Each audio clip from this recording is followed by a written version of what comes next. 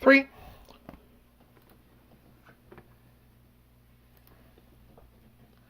3, 2, 1. Howdy, howdy, this is Mr. Potter, and welcome back to 7 Billion Humans. So, when last we left off, we finished all of these orange levels, the ones that deal with speaking, and we also finished all these blue levels, the ones that deal with memory. And we finished all of these green levels, which is just the introductory, basic, this is how we do things. Introduction to shredders, introductions to printers. And so we are going to finish these pointy, randomy things, starting with data flowers. Year 55. Everybody look to the left. Everybody look to the right. Look up. Down and to the left. Up and to the right. Ugh. My neck isn't made for looking anywhere but straight ahead. But let's hope you are more agile. You got a new command, FOREACHDIR.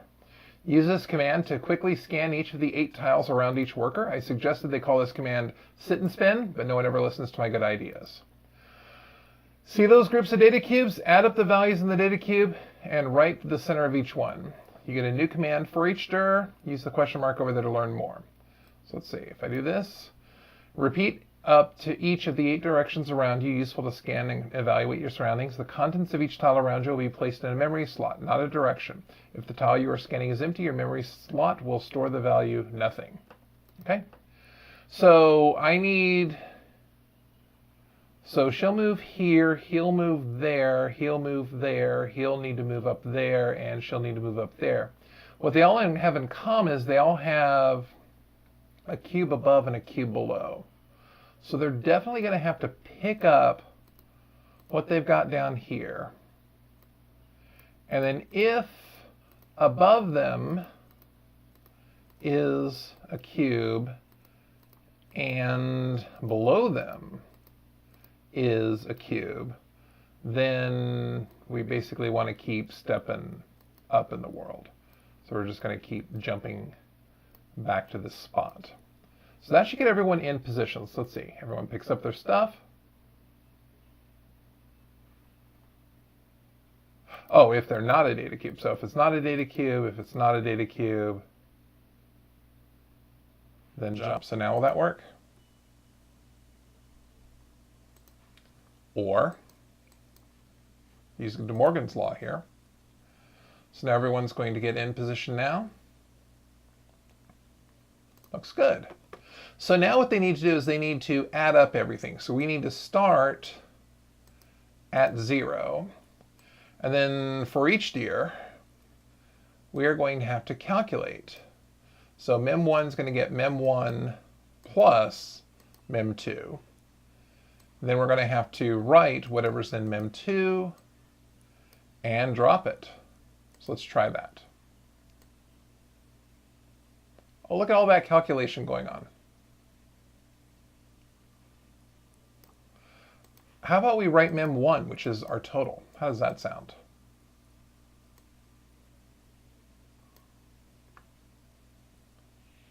Excellent.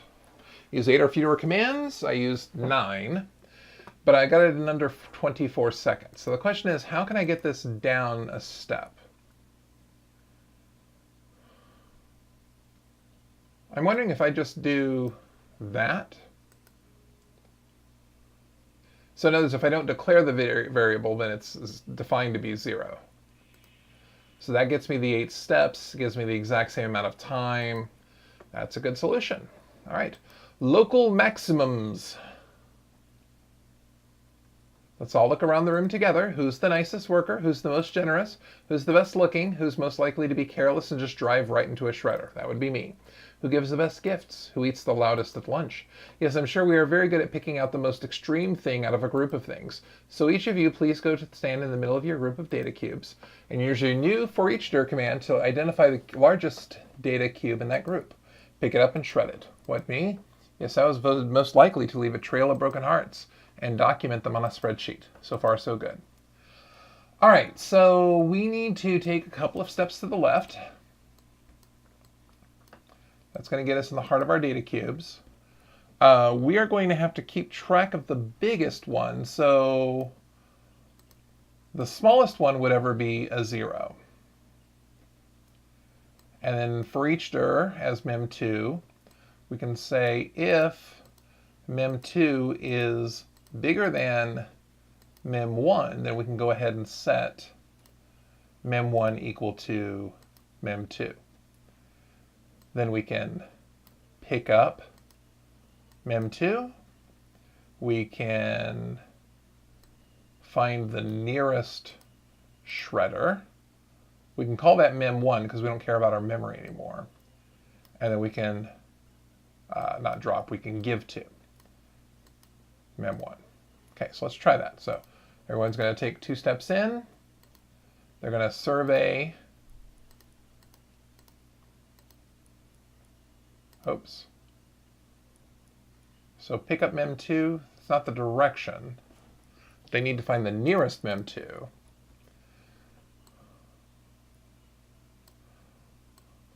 So we're going to say whatever the nearest.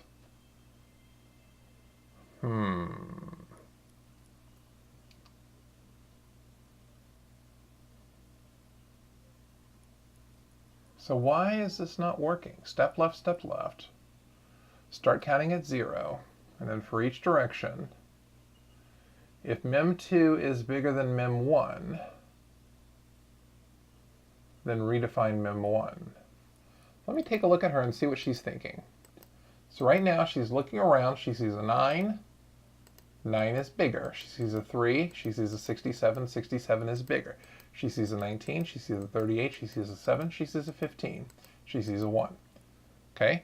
So pick up the nearest mem1.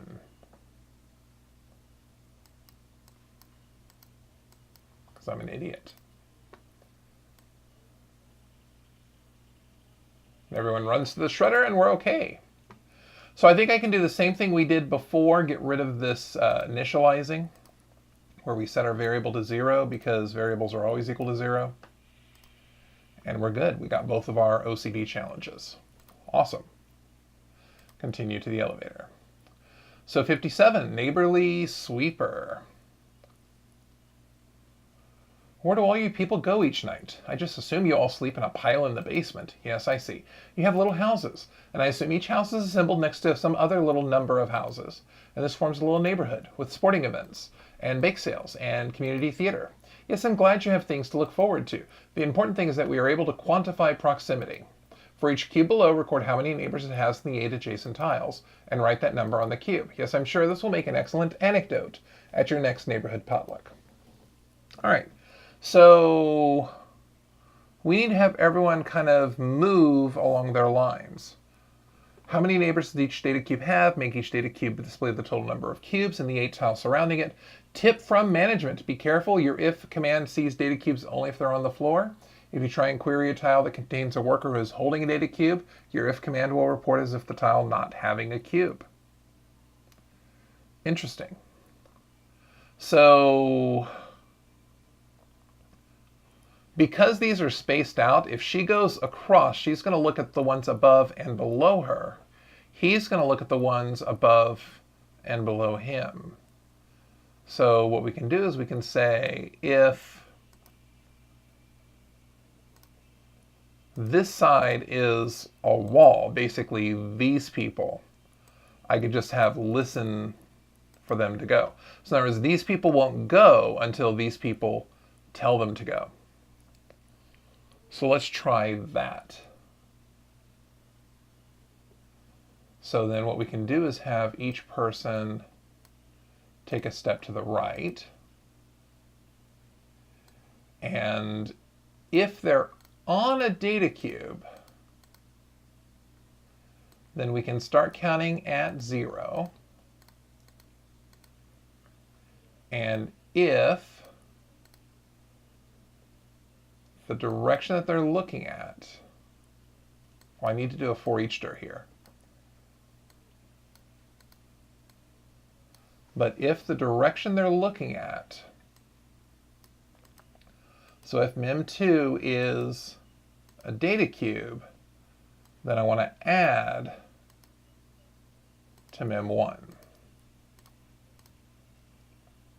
Then once I've gone through this, I want to go ahead and pick up I want to write my count, which is mem1, and then I want to drop it.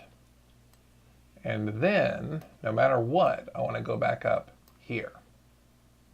So let's see what this does. If I have everyone take a step, they're going to take a step to the right, not a data cube, they skip it. This is a data cube, so they're going to start counting around.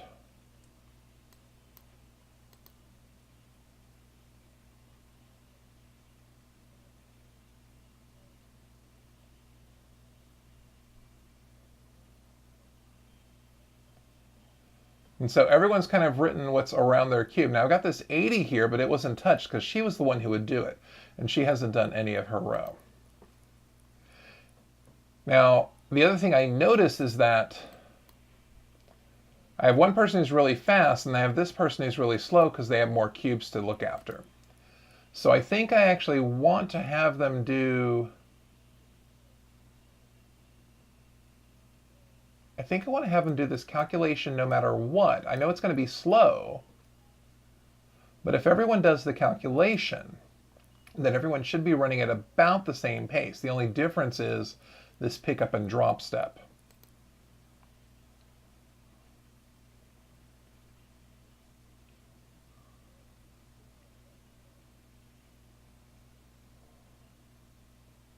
And that way they only have them picked up.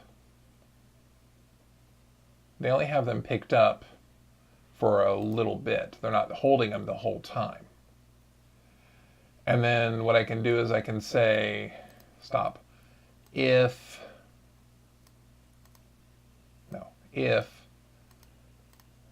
they reach the wall, just stop.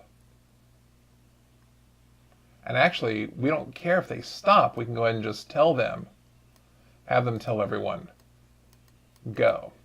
And that should start the other group of people to do their thing. So let's see what that does.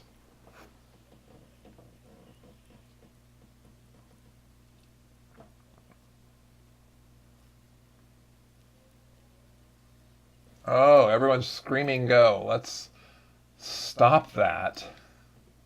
But the other thing is that these people are also going to the right.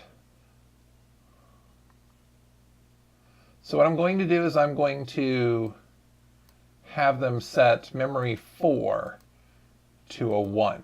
Basically, everyone on this wall will have a 1. Everyone on this wall will have a 0. And then what I can do is I can say, if memory 4 equals a 0, have them step to the right, else step to the left. So let's try that.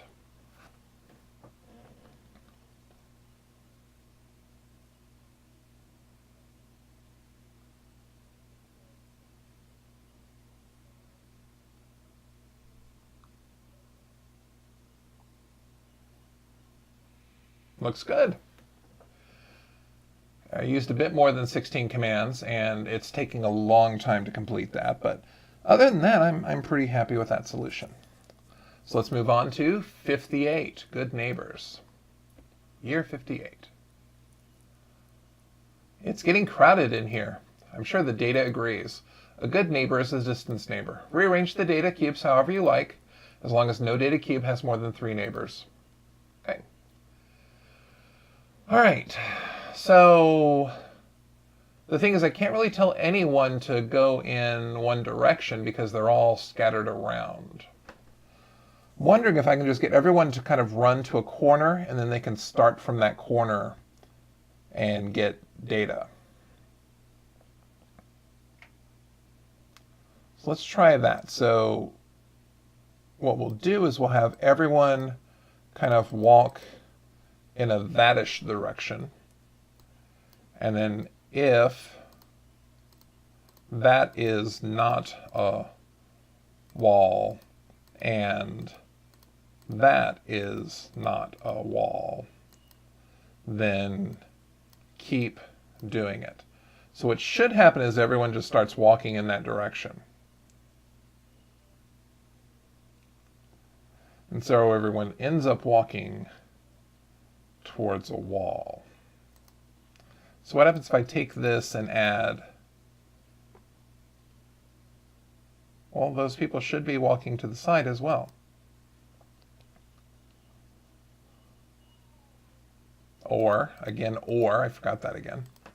So now everyone should just basically try and fit themselves into that corner. Yeah, I know it's not what you were looking for, because I didn't touch a single cube. So once they're in the corner, then I want them to kind of walk out into the middle of this pack of cubes. So I'm going to keep track of some number, let's just say 10, and I'm going to have them step diagonally, and I'm going to have mem1 is going to be mem1 minus 1, because I want them to kind of walk over here and start taking the cubes away from over here. So mem1 is going to be that minus 1. Actually, let's see, 1, 2, 3, 4, 5, 6, 7. Actually, I think I can do just 7. I think 7 will be good. And then they're going to take a step. They're going to subtract 1.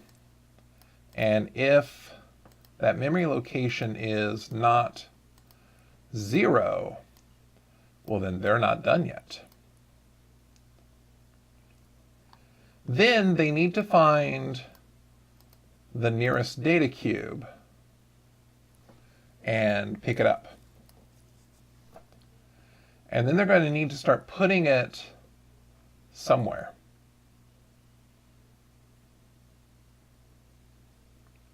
I can use FOREACHDIR to figure out how many there are, but they're going to keep coming back to that cube because I'm giving them an algorithmic process to get there. So what I'm going to do is I'm actually thinking about having them pick up cubes and just kind of line the walls with them. So then they can come back to this step up here. So I could say,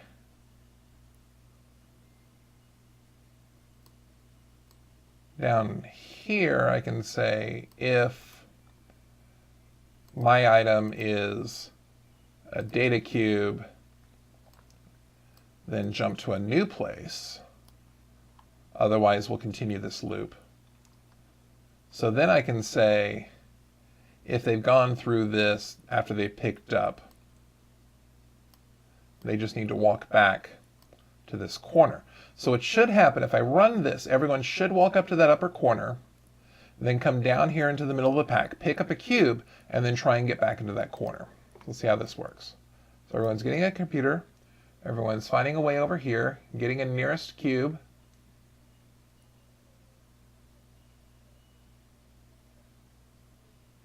No one's picking up a cube. Well, he picked up a cube. Stop. So if memory is not equal to 0, jump, then mem1 is going to be the nearest cube and pick up mem1. Then jump. This jump should take us back to here, and they should start the stepping over there. All right. Okay, so notice they are getting up here to this corner, but why are they just stopping? I'm not sure why they're stopping. Let me get everyone up to that point. I need to find some people that are not stopping, so I'll take her. So she's going, she's counting down, she's walking, she's going, she's counting down. She's at 0. So now she's got in mind a 5 that she really likes, and she's going to pick it up. And now she needs to start walking in that direction.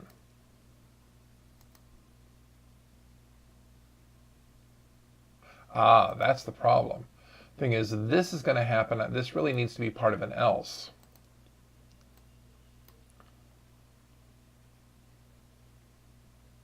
So now everyone's walking into that corner. Everyone in that corner will have a cube, and yeah, I know it's fine. That's fine. That's fine.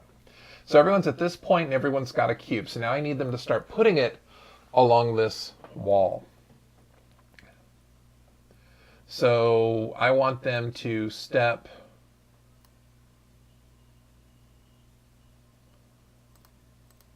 to the right, and if this spot is not a cube, then drop their cube, and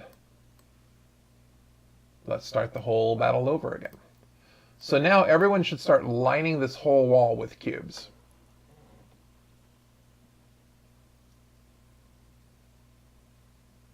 Okay, good.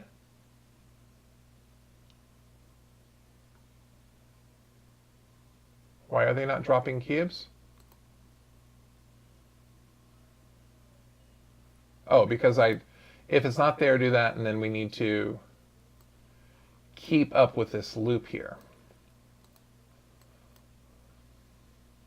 Let's try that.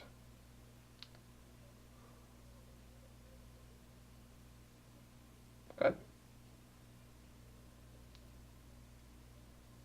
And so now everyone's holding a cube, everyone's trying to get over here, so now I guess we need to start lining this wall over here. So we'll put in if the right side is a wall, then we want to start a new set of instructions. This new set of instructions will just have them putting cubes down this wall the same way we did here. So we'll have them step down, and if their current spot is not a data cube, then drop it and continue the excitement. Otherwise, we're going to keep stepping downwards. Okay, so we're starting to line up against the top wall. And when we hit the right, we should start lining down this wall. And so when we get down here, we're going to want to start lining along the bottom here. Okay, so now I want everyone to step left, leftish. And if this spot is not a cube, then drop it. And we're just going to have them drop it, because at this point I don't think there's really a need to go back up to the top. Otherwise, we're going to have them jump, I'm sorry, not way up there, but just keep walking to the left. Yeah, that. All right, so this should do it.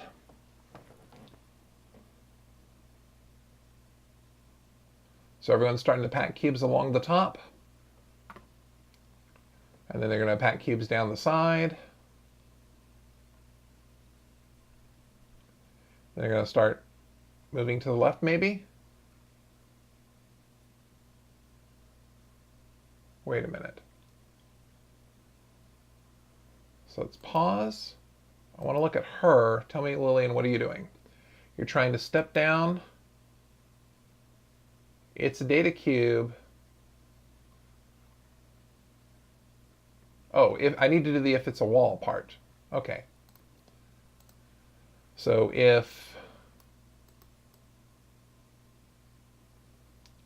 so I'm going to step down if that's true, then this, and then if down is a wall,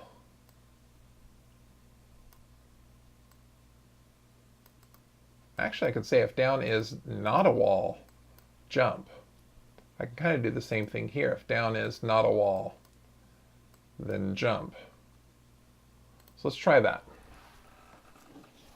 All right, and they're starting to lay down cubes. Top is covered. Working on the right side.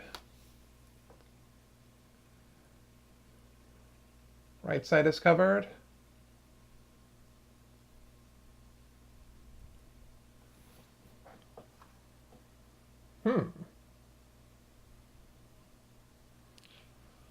Let's try this then. What happens if I just stick an end here? If they drop that cube, then they're done.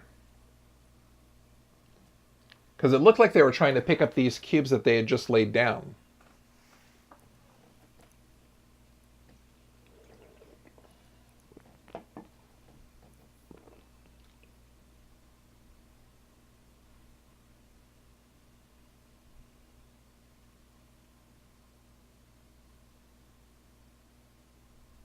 Oh, so close. So close.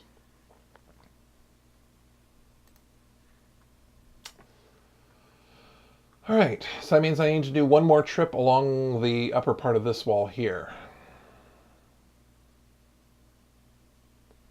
So we're going to have them step up. And then if this is not a cube, drop and end. And then we'll just put a jump here for good measure because they need to keep walking.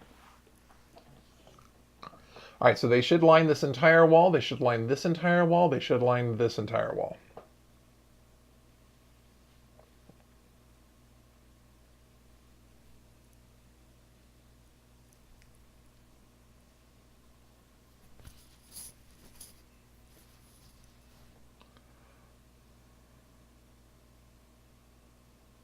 And they're not going up.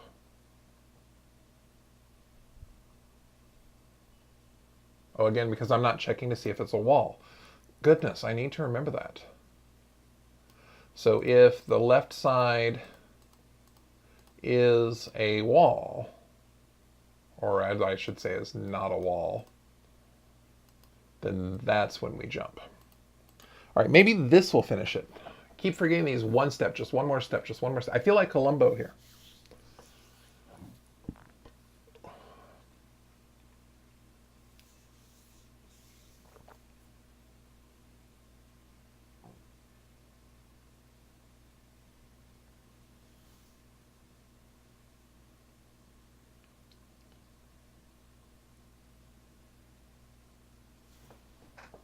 Okay, so these people should be saying, okay, step, and if it's a data cube, and then if it's, oh my goodness, I thought I fixed that. I'm such an idiot.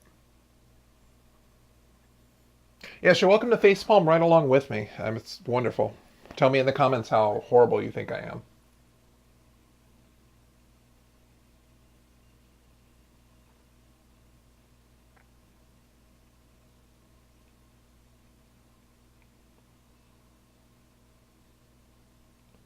Come on, yes? All right, good. Awesome. Yeah, and I did not use 10 commands, and I did not do it in 175 seconds. And that's a bad solution. You might have noticed one or more of your solutions failed to complete successfully through the random tests. Yes, a red bar indicates a failed run. Here I tried to reproduce conditions where your solution failed. Try running your program again and pay attention how well it does. Okay. Let's see what happens. It's a random test, so I'm not sure. Do they change the location of the squares or something? Because I really don't care.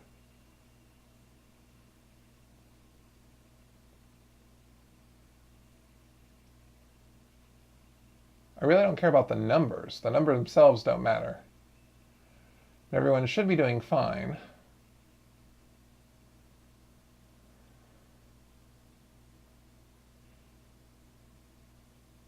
Oh. No one ever got that 8, and so this ended up having 4 neighbors. Okay, so what happens if we drop this down to 6? Does that fix that? It means they don't go so far. It means that these cubes should be closer than the cubes down here. So I'm guessing they're changing where this block is in the maze. Okay.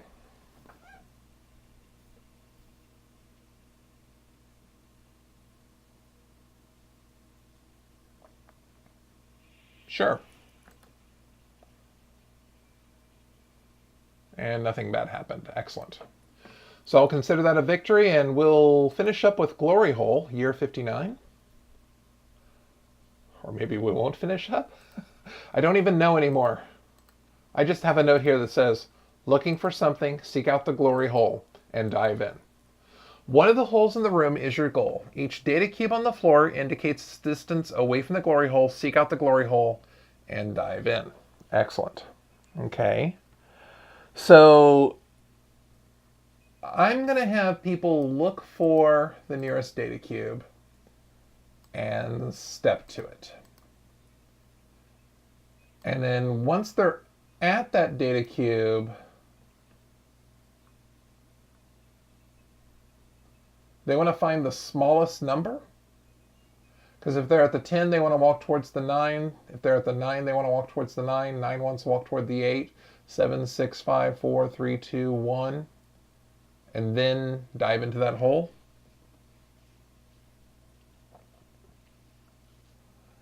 So they're going to look around. And if mem2 equals 1, we found our hole. So we want to find the nearest hole and step to it.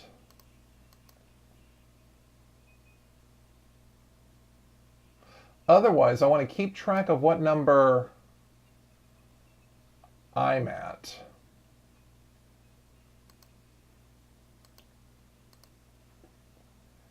And if mem2 is less than where I'm at,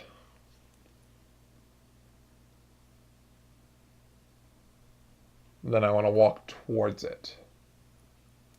So I'm going to step to mem2 and then find the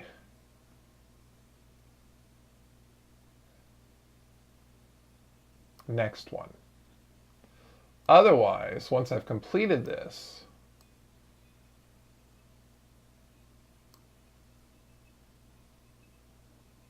I don't think I even need that. Let's try that. So everyone finds a number, and then they start stepping towards the nearest. Why are these people walking into holes?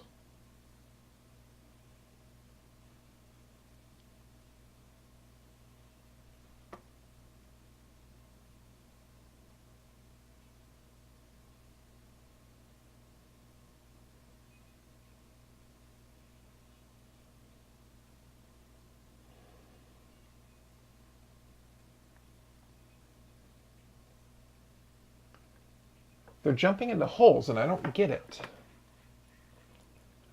So let's do this. Let's say if mem1 equals 1, then find the nearest hole. So now everyone should be walking closer to this hole and then diving in. These people need to be walking around and finding their way.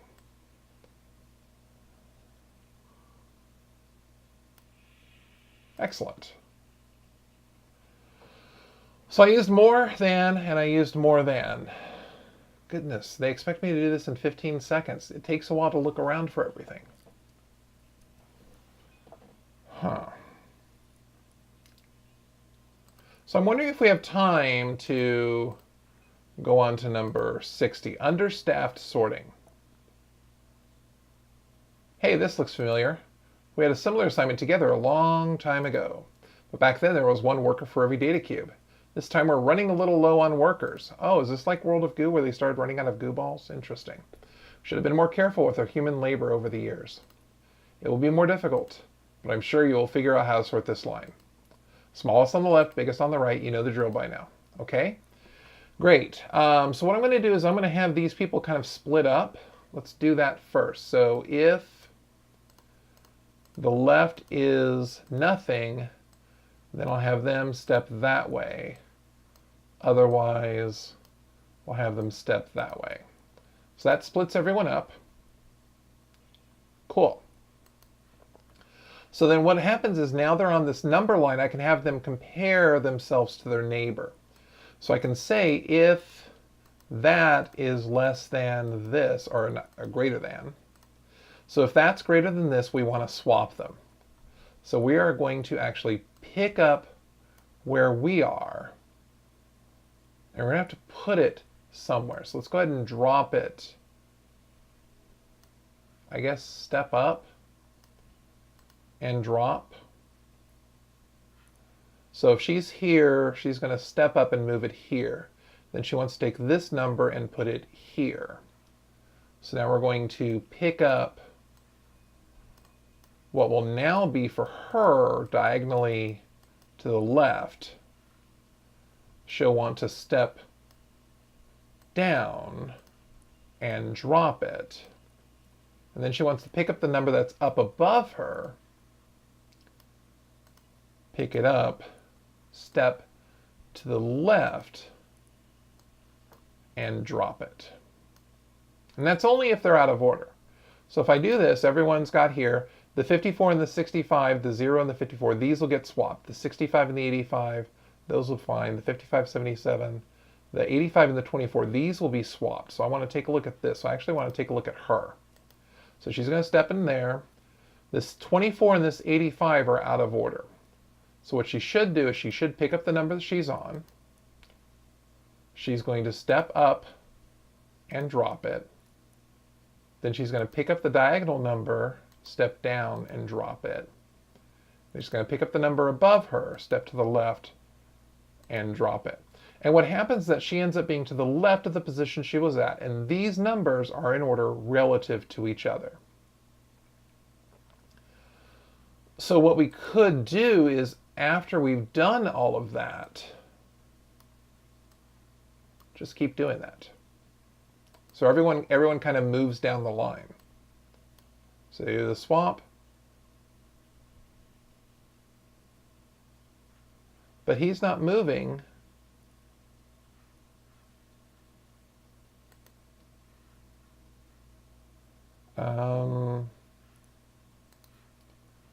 So let's put another step here to the left. But then when everyone's down here, I'm going to need them to get back over here. So I'm going to need some type of if the left is a wall, then I want them to step to the right. And then if the right is not a wall,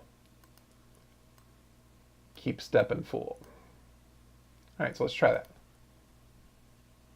And now she's done, they're working their way down here. They're gonna start sorting. I need to get this 2 down to the end. Good, he's moving the 2 down, she's gonna move the 2 down. Looks good. I see smaller numbers are coming down here. Bigger numbers are winding their way down here. Some numbers are crossing, and that's a problem. In general, though, it's getting there. It's just going to take some time. And I'm okay with time. The 96 is making its way up. Good. So now the problem is this 2 and this 27, but they're making their way down.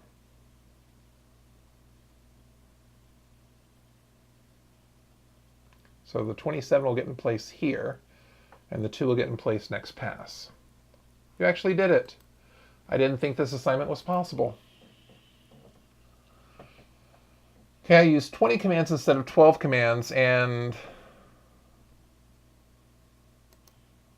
might have noticed one or more of your solutions failed to complete successfully. Yes, a red bar indicates a failed program. All right, so let's see what happens here.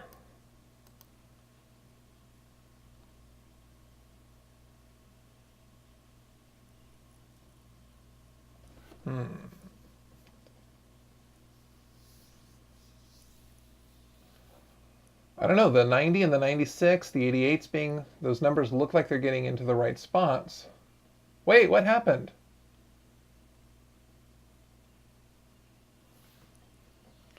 Okay. And what I can do is right here where he's moving to the right, I can kind of put a if my item equals a data cube and this spot is nothing, then drop. That way when he keeps running back and forth, he'll put it in the hole.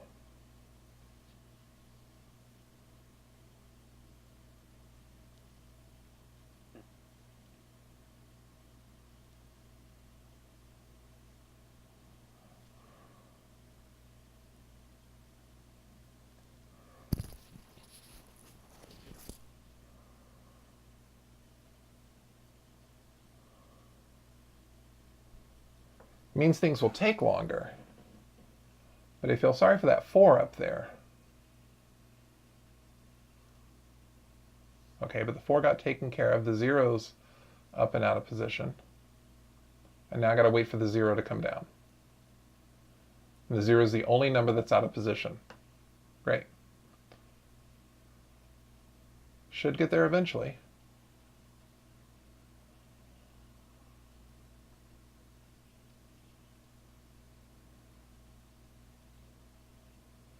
Yes, I know I actually did it.